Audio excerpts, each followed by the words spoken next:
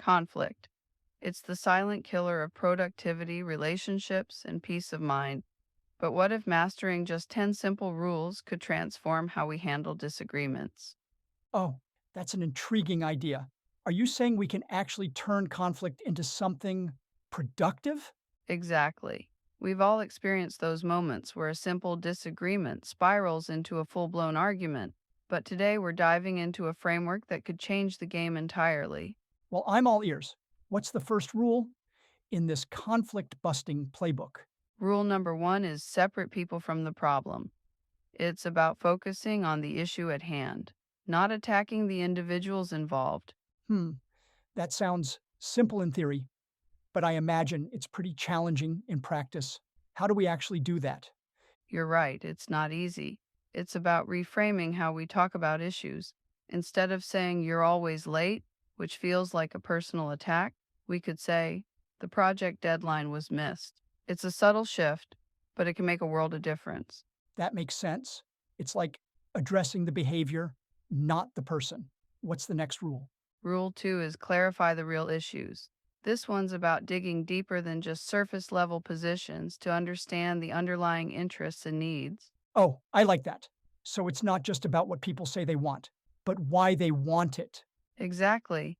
It's about asking questions like, what's important to you about that? Or using the five whys technique to really get to the heart of the matter. You'd be surprised how often we think we're arguing about one thing, but there's actually a whole iceberg of issues underneath. That's fascinating. It reminds me of a study I read about workplace conflicts. Apparently, 85% of employees deal with conflict on some level, and 29% say they deal with it always or frequently. Wow, those are some eye opening statistics. It really drives home how crucial these skills are. Which brings us to rule three: listen to understand, not to respond. Uh, I have to admit, I'm definitely guilty of formulating my response before the other person has even finished speaking. You're not alone there.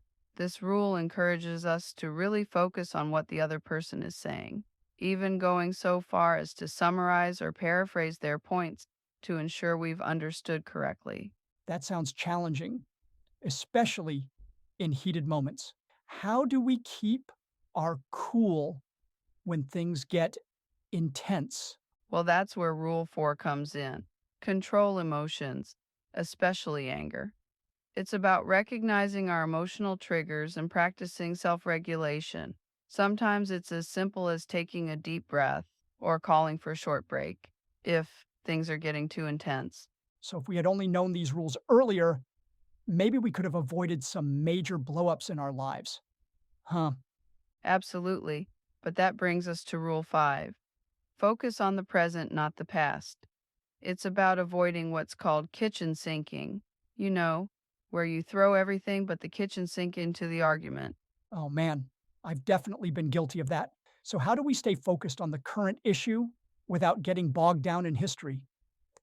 It's about acknowledging past issues if they come up, but then redirecting the conversation to focus on actionable solutions for the present problem. Some people even use a reset rule where they agree to start fresh and not bring up old conflicts. That's a great idea. It's like giving yourself permission to move forward. What's next on the list? Rule six is find areas of agreement, even small ones. This is about building momentum and fostering a spirit of cooperation. Hmm. I can see how that would help. Sometimes when you're in conflict, it feels like you disagree on everything. Exactly. By identifying even small areas of agreement, you can create a foundation for tackling the bigger issues. It's like finding common ground to stand on before you start climbing the mountain of disagreement. That's a great analogy. So, what's rule seven? Rule seven is communicate clearly and assertively. This one's all about being direct and respectful in your communication. Oh, that sounds like a delicate balance. How do you be assertive without coming across as aggressive? It's about using I statements instead of you accusations. For example, saying, I feel concerned when deadlines are missed instead of you never meet deadlines. It's also about avoiding passive aggressive behavior or sarcasm, which can often make conflicts worse. That makes a lot of sense. It's about owning your feelings and observations. without putting the other person on the defensive. Precisely. Now let's move on to Rule 8. Seek win win solutions, not win lose battles. Hmm, that sounds challenging, especially in competitive environments. How do you shift from a win lose mindset? It's about reframing the conflict from I win, you lose to how do we both get some of what we need? It requires a willingness to compromise, but not at the expense of your key interest. That sounds like it could lead to some creative problem solving. Absolutely.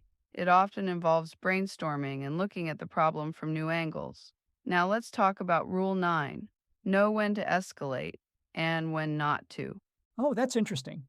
I think a lot of people struggle with knowing when to involve others in a conflict. You're right. This rule acknowledges that not all conflicts can or should be handled alone. If a conflict becomes destructive or you're at an impasse, it might be time to seek a mediator or involve a higher authority. But I'm guessing it also warns against unnecessary escalation, right? Exactly. You don't want to go running to HR for every minor disagreement. It's about finding that balance and knowing when outside help is truly needed. That makes sense. So, what's our final rule? The 10th and final rule is end with clear agreements and next steps. This is crucial for ensuring that the conflict resolution actually leads to positive change. So, it's not enough to just talk it out. You need a concrete plan of action. Precisely. Instead of vague promises like, we'll do better, you want to clarify who will do what, by when, and how you'll follow up. Some people use the SMART goal framework, making sure the agreements are specific, measurable, achievable, relevant, and time bound. Well, that's a lot to take in. Any final thoughts on conflict management before we wrap up? I think the key takeaway is that conflict itself isn't inherently bad. It's how we handle it that matters. With these 10 rules as a guide, we can turn conflicts into opportunities for growth, understanding, and positive change. That's a great point. It's not about avoiding conflict altogether, but about managing it effectively when it does arise. Exactly. And remember, these rules aren't just for big dramatic conflicts. They can be applied to everyday disagreements too, helping us build stronger relationships and more harmonious environments at work and at home. Well, I think that's a wrap on our exploration of the 10 rules for managing conflict. Any last words for our listeners? Just this. The next time you find yourself in a disagreement, take a deep breath and think about these 10 rules. They just might help you turn that conflict into a constructive conversation. Until next time, keep talking, keep listening, and keep growing.